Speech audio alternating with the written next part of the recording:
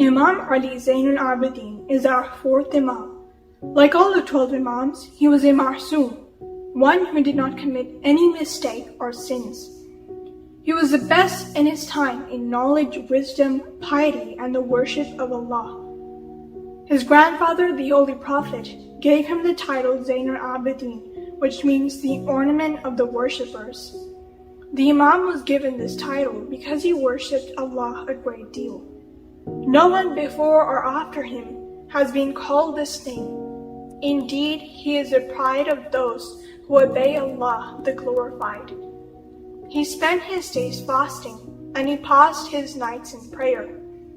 Another of his titles is Sajjad, for he was always in sajda. He would thank Allah by bowing down low, touching the ground. Whenever he heard good news, he would bow down in sajda to praise and thank Allah. Whenever his wishes were granted, he would go in sajda.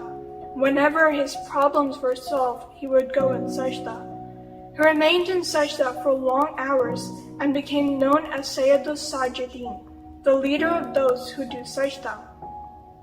Imam Ali Zainul Abidin was born on 5th Sha'ban 38 AH in Medina.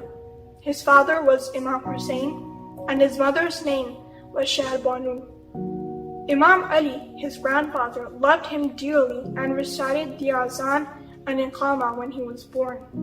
Time and time again, Imam Ali would hug him and say, "You're Zainul Abidin." His grandmother was Bibi Fatima, the leader of all the women of the world. His father, Imam Hussain, was a grandson of the Holy Prophet and one of the two leaders of the youth of paradise. His mother, Bibi Shahbanu, was a princess from Iran, the daughter of Yazdegerd II, the last king of pre-Islamic Iran. She was brought before Imam Ali, who freed her. She then married Imam Hussain. Imam Ali told him, "Treat Shahbanu kindly, for she will bear you the best of the people of the earth offer you."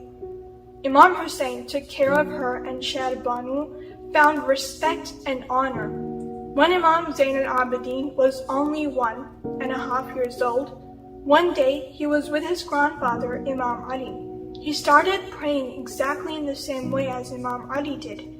On completing his prayers, Imam Ali said, "How truthful was Prophet Muhammad when he said our young and our old are all the same, all being Muhammad." Imam Zainul Abidin was only 2 years old when his grandfather, Imam Ali, was martyred in Masjid al-Kufa. A little later, he saw that his uncle, Imam Hussain, had to give up his position as the leader of the Muslims and return to Medina to live a quiet life. The AHLULBAYT were not allowed to live in peace even in Medina. Imam Hussain was given poison in 50 AH.